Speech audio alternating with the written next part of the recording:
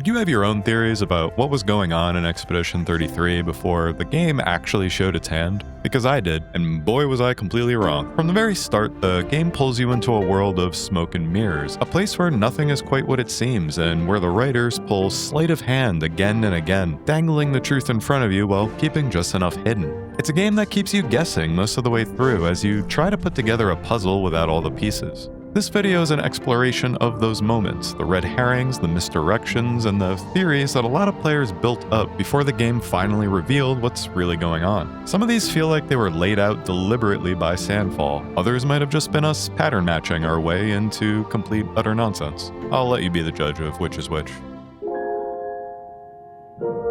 Probably the best and cruelest trick Sandfall pulled was centering the first third of the game around Gustave. They created an extremely likable and relatable protagonist and then trauma bonded you to him. Not even an hour in, you watch the homage where Sophie, the love of his life, is ripped away from him. And then nearly the entire expedition gets wiped out right in front of him on the shores of the continent. When Gustave wakes up in Spring Meadows and starts to slowly make his way forward, it's like he's moving through this beautiful dream that slowly turns into a nightmare. He approaches this cave, and the beautiful and idyllic scenery gives way to bodies scattered around the landscape, and then just piles of bodies within the cave itself. He sinks down beside Catherine, who looks to have been freshly killed by a nevron, and you're right there with him, feeling his despair and his hopelessness. Any good humor or hope for the future of Lumiere just gets snuffed out.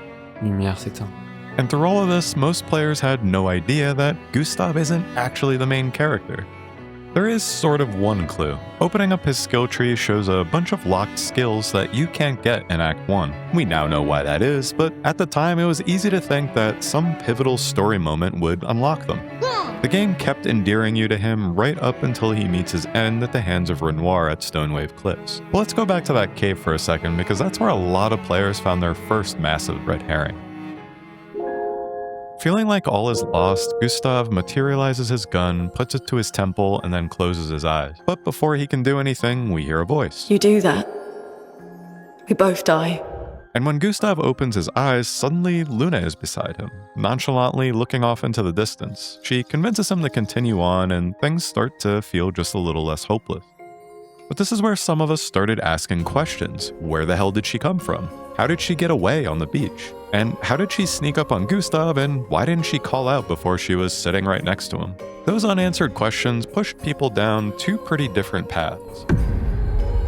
The strangeness of her appearance made some of us think that Lune wasn't real at all, that she died on that beach, and Gustave's traumatized, broken mind conjured her up in a last-ditch effort at self-preservation. And at this point in the game, with so much still unknown, it's a pretty valid theory. It gives another meaning to what Lune said, that if Gustave dies, so does she, because if she is just a figment of his imagination, then, well, that's literally true. It doesn't get proven wrong for a while until you finally get to Maelle at the manor, and she too interacts with Lune. Now, you could argue that Gustave conjured up a fake Maelle too, kind of like the movie Identity, where John Cusack and the whole cast of characters live inside one man's head. But it gets harder and harder to defend, and eventually the whole thing just collapses. Some people went a different direction entirely, that Lune would be revealed as a villain, that maybe she killed Catherine and she's urging Gustave on for some nefarious reason, trying to get him to the blue tree, then trying to steer him away from the manor where you find Maelle. There's also this moment when the group reunites with Ciel. Gustave starts to explain what happened to him after the beach, and Lune quickly cuts him off. I woke up next to a waterfall and... We can talk later. Let's get back to Golga. The likely explanation is she's trying to spare him from having to say out loud what he almost did. But if you'd already bought into the villain theory, it looked a lot like she was trying to hide something from the others, like maybe how she escaped the beach. This is a popular early theory that I fell for too. The moment the white-haired man, Renoir as we know him later, makes his appearance at Dark Shores, I immediately thought, that's old Gustave. We're in a time loop, pack it up boys, mystery solved. It's a time travel story. Looking back, it does seem kind of silly to jump to that conclusion so early. Renoir does look somewhat like Gustave, but I think what's really going on is that Sandfall's setup of the mystery here is just genuinely that good, and it makes you want to solve it. So your brain starts pulling story tropes from everywhere else. Time travel, alternate dimensions, doppelgangers. You try and force a solution before you have enough pieces to work with, because it's fun to guess and you feel really smart if you figure it out before they tell you. Still, though, the theory isn't completely off base, at least this early in the game. Humor me for a minute and pretend you don't know how the story resolves. Let's say Gustave, Renoir, and Verso are all the same person at different ages, all split from a single timeline. Renoir as a version of Gustave that's done a complete 180 on the mission after learning something unthinkable about their world. Verso as a version who learned the same thing but hasn't given up yet and hasn't turned on the other expeditioners. He and Renoir even share the same scar, just mirrored. What makes it even more plausible is how easily Verso steps in as a replacement for Gustave. Same weapons, similar skills, and he gets close to and protective of Maelle pretty fast. Looking past these three though, there's another character who fits the time loop theory pretty naturally. Early on, Maelle gets visited by Grandpa Gustave and the masked woman, who a lot of players correctly guess was some version of Maelle, we just didn't know how or why yet. What we eventually learn is that both Verso and Renoir are connected to this person, and there's a moment in Old Lumiere where Verso seems to confuse her and Maelle. Why can't you accept who you are? Now, if you're already running the time loop theory in your head, it's just another piece that conveniently fits your narrative. Then there are the nightmares. And if you're having nightmares of your own, then you might be interested in this video's sponsor.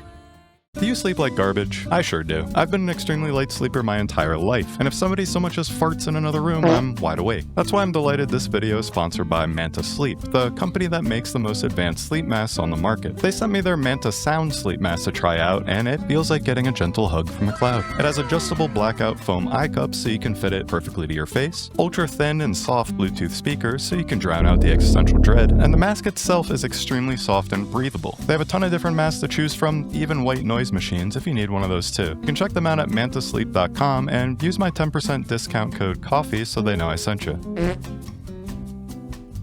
Maelle sees Verso and an unknown woman, who we know now as Julie, 67 years in the past. It was easy to assume that these were her memories from a past life, which, in a meta sort of way, is actually kind of true. Maelle was named Julie in an earlier draft of the game. But throw in all the deja vu she's been having across the continent, recognizing places and things she'd never seen, you're pretty much convinced that the time loop reading is the right one, and how wrong you were, or I was. I'm talking about me. There's one particular moment of Maelle's deja vu, though, that ended up spawning probably the biggest red herring in the whole game.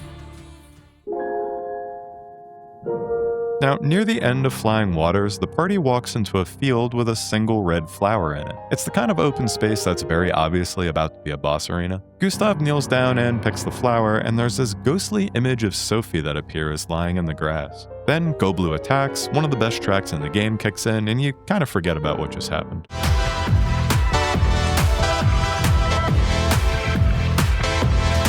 After the fight, Maelle reaches out to Goblu and has one of those deja vu moments, saying it felt familiar somehow. So the flower, the image of Sophie, the fact that Goblu didn't attack until provoked, Maelle's reaction to the whole thing, you put it all together and a lot of people landed in the same place. Sophie was somehow reincarnated as Goblu, and the paintress had maybe been taking the people of Lumiere and turning them into nevrons. The idea in general isn't that crazy. I mean, the chroma used to create nevrons has to come from somewhere after all. And the theory does get more support from a few places. In this conversation with Maelle at camp, Lune mentions she can feel the one she's lost when using chroma.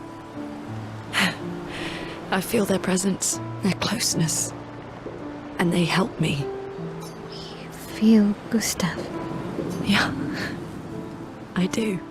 There's even an expedition journal you find on an island later where the writer says their ghost will haunt that island forever. And right there is the Chromatic Reaper cultist, which looks an awful lot like a ghost. And speaking of the cultists, they're what makes all of this even stranger. They're mostly found in Stonewave Cliffs, where people have been living after the fracture. There's even a painter's shrine there, which someone had to have built. Stonewave Cliffs has a whole bunch of cultist nevrons that never made it into the final game. None of them have the characteristic pointy feet that all the other nevrons have, and they look closer to actual humans than anything else. So there does seem to be some sort of scrapped content here that could have pointed to people being turned into nevrons. That's about as far as the idea goes though. I mean, my guess is it was an idea from development that got scrapped, and the Sophie and Goblu scene remains to show Gustave's grief and pull at your heart a little. And Maelle's deja vu there gets explained by Clair's painting of Goblu hanging back in the real-world manner.